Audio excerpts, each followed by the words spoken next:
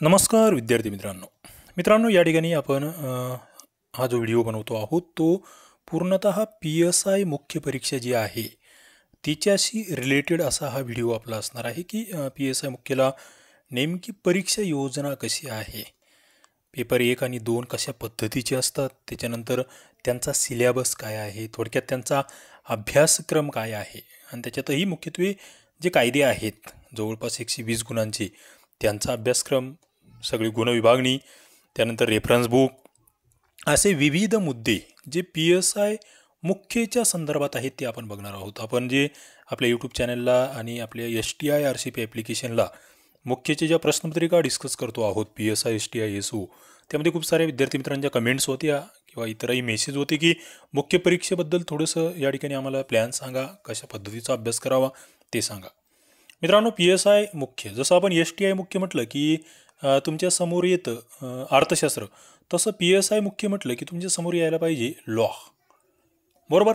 पण याच्यातही घाबरून जाण्याचं कारण नाही आहे, कारण की इथे पुन्हा मराठी आणि इंग्रजी व्याकरण हे सुद्धा तितकेच महत्त्वाचे विषय या ठिकाणी असतात, ते आम्हाला लक्षात घ्यावं लागेल.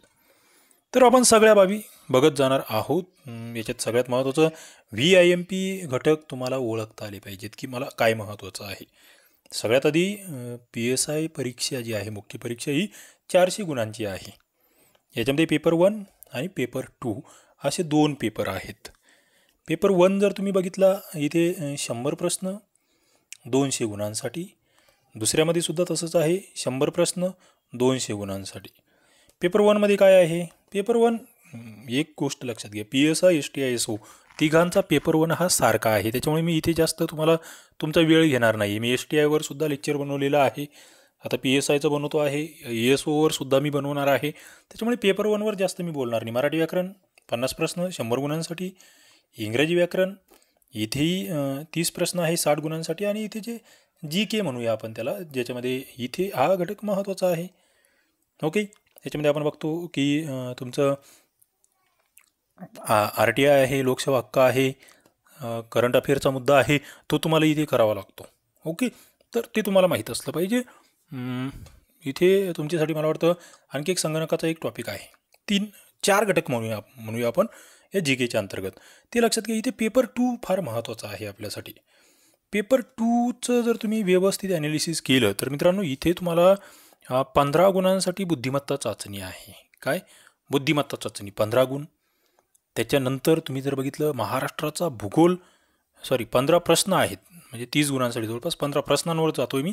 15 प्रश्न बुद्धिमत्ता चाचणी, महाराष्ट्राचा भूगोल 10 प्रश्न, महाराष्ट्राचा इतिहास 10 प्रश्न आणि पॉलिटी 10 प्रश्न, असे ते 30 प्रश्न त्या ठिकाणी आहेत. आणि 15 जवळपास 45 ते, आणि उरलेले जे 55 आहेत, आपण जो पेपर 2 बघतो आहोत याच्यामध्ये उरलेले जे 55 प्रश्न आहेत मित्रांनो, हे पूर्णतः ज्याला आपण कायदे म्हणू शकतो. 55 दुनी 110 गुणांचे हे. आणि पेपर 1 म्हणजे याच्यात जर सगळे कायदेच बघायचे झाले तुम्हाला PSI मुख्य परीक्षेला, तर कायदे जवळपास या ठिकाणी 120 गुणांचे कायदे तुम्हाला येतात, जवळपास 60 प्रश्न. तुम्ही म्हणाल कोणते, याच्यामधला जो पेपर 1 आहे त्याच्यामध्ये RTI आणि लोकसेवा हक्क, बरोबर, हे या ठिकाणी 5 प्रश्न आहेत, म्हणजे 10 गुण या ठिकाणी याचे भेटतात तुम्हाला. आणि इकडे जर तुम्ही बघितलं आता पेपर 2मध्ये कायदे कोणकोणते आहेत ते आधी लक्षात घ्या. मानवी हक्क अधिनियम जो आहे तो तुम्हाला या ठिकाणी 15 प्रश्न आहेत, म्हणजे 30 गुणांसाठी आहे मानवी हक्क. महाराष्ट्र पोलीस कायदा जर बघितला तो 20 गुणांसाठी आहे, 10 प्रश्न. पुढे भारतीय दंडसंहिता IPC ज्याला म्हणतोय तो सुद्धा 20 गुणांसाठी आहे. फौजदारी प्रक्रिया संहिता 20 गुणांसाठी आहे, आणि भारतीय पुरावा कायदा 20 गुणांसाठी आहे. म्हणजे 20 40 आणि 20 60 आणि 20 80 आणि 30 110 प्लस हे वरचे 10 120. मित्रांनो 120 प्रश्न आहेत जे तुम्हाला कायद्यांवर आहेत. कितीपैकी 120 गुण आहेत, कितीपैकी 400 पैकी. मात्र इथे आणखी एक गोष्ट तुम्ही जर लक्षात घेतली तर मराठी व्याकरण 50 प्रश्न 100 गुणांसाठी आहे, म्हणजे यालाही किती महत्त्व आहे बघा, लक्षात घ्या. कायदे आणि मराठी व्याकरण मला वाटतं हे फार महत्त्वाचं आहे या ठिकाणी, ते तुम्हाला करावं लागेल. आता इथे पुन्हा तुम्ही हा शब्द ऐकला असेल की आम्हाला मायनर ॲक्ट, बऱ्याचजणांच्या लक्षात नाही मायनर ॲक्ट आणि मेजर ॲक्ट जे आहे. आता हे मायनर म्हणजे काय, जे लहान लहान कायदे आहेत त्यांना आपण मायनर ॲक्ट म्हणतो. मेजर ॲक्टमध्ये काय, जे मोठे कायदे आहेत त्यांना आपण मेजर ॲक्ट म्हणतो आहे, ते लक्षात राहू द्या. मग इथे मायनर ॲक्टमध्ये पेपर 1मधला तुमचा तो RTI असेल, लोकसेवा हक्क अधिनियम असेल. मायनर ॲक्टमध्ये पेपर 2मधला ॲट्रॉसिटी ॲक्ट, ज्याच्यावर खूप सारी प्रश्न येतात. SC ST सर्वात जास्त त्या ॲट्रॉसिटी ॲक्टवर प्रश्न आहे. पुढे मानवी हक्क अधिनियम, त्याच्यावर प्रश्न आहे. पुढे कौटुंबिक हिंसाचार अधिनियम, त्याच्यानंतर नागरी हक्क संरक्षण कायदा, कौटुंबिक हिंसाचार प्रतिबंधक कायदा आणि हुंडाबंदी कायदा, हे सगळे मायनर ॲक्टमध्ये जातात. मेजर ॲक्ट जर बघितले याच्यामधले 4 कायदे तुम्हाला माहीत असले पाहिजे. एक IPC, दुसरा CRPC, तिसरा एव्हिडन्स आणि चौथा मुंबई पोलीस कायदा. मायनर आणि मेजर ॲक्ट. ओके. याच्यात कायद्यांमध्ये SC ST ॲक्ट फार महत्त्वाचा आहे. आणि इथे आणखी एक स्टडी प्लॅनचा एक भाग जर म्हणायचा झाला तर तुम्हाला त्याचं म्हणजे मला वाटतं फार महत्त्व आहे. ते म्हणजे मागील प्रश्न खूप चांगले तुम्हाला वाचावे लागतील. त्यातले कीवर्ड्स जे आहेत ते काढावे लागेल. आपण मागील प्रश्नांचं सगळं ॲनालिसिस तुम्हाला सगळे कायदे सगळं म्हणजे पेपर 1 पेपर 2चे सगळे PSIचे ॲनालिसिस तुम्हाला आपले STI RCP या ॲप्लिकेशनला भेटणार आहे. आपण PSI STI ASOचा कोर्स या ठिकाणी जनरेट केलेला आहे, ज्याची लिंक मी खाली देतो आहे. त्याच्यावर सगळे याच्या आधी जवळपास 11 पासून ते 2020 पर्यंतचे जेवढे काही पेपर आहेत त्याचे सगळे ॲनालिसिस, त्याचे PDF सगळे तुम्हाला या ठिकाणी भेटणार आहे. त्याच्यावरचे लेक्चरसुद्धा आपण ऑलरेडी घेतलेले आहेत. ते तुम्हाला या कोर्समध्ये आपण अवेलेबल करून देणार आहोत. ऑलरेडी बरेचसे लेक्चर्स आपण टाकलेले आहेत. मात्र इथे मागील प्रश्न याला फार महत्त्व आहे. Previous year questions. आणि याच्यामधला एक घटक लक्षात ठेवा, कीवर्ड्स.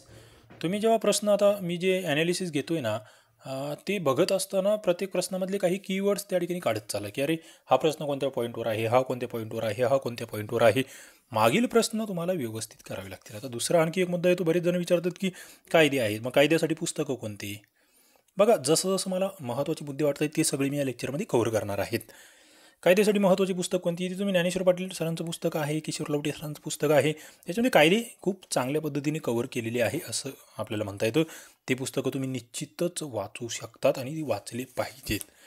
आता इथे आणखी एक ड्रॉबॅक काय असतो बघा, बरेच जण म्हणजे आपले ग्रामीण भागातील विद्यार्थी असतात, ती इंग्रजीकडे दुर्लक्ष करतात.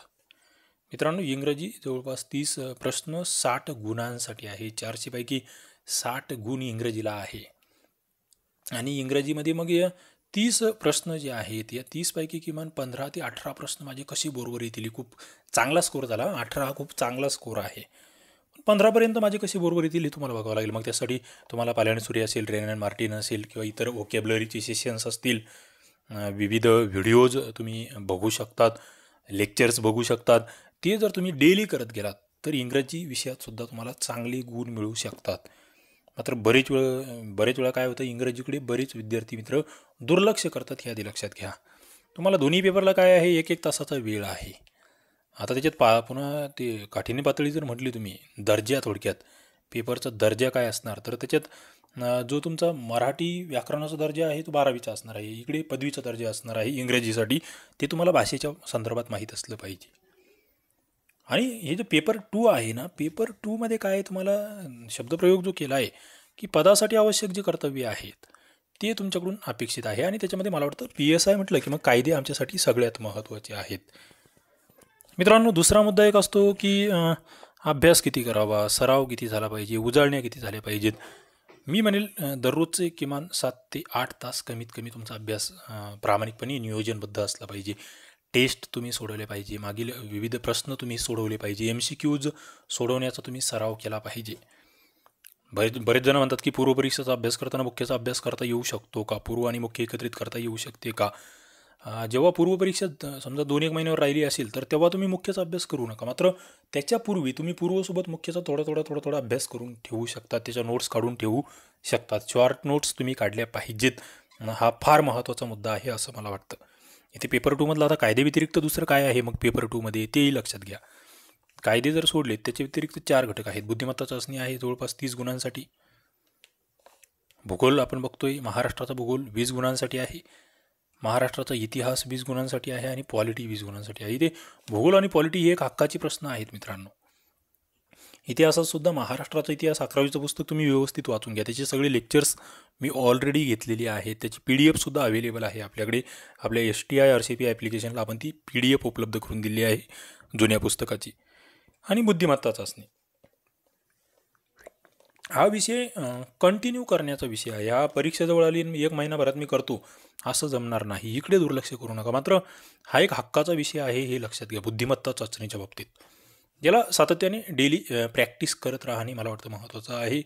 तुम्हाला पूर्वपरीक्षेला सुद्धा काही बाबतीत याचा फायदा होऊ शकतो, तेही तुमच्या लक्षात असलं पाहिजे.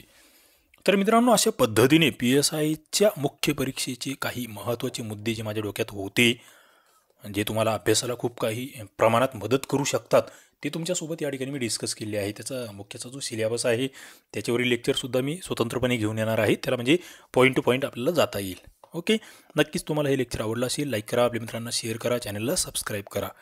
चला, इथे आपण थांबूया. धन्यवाद.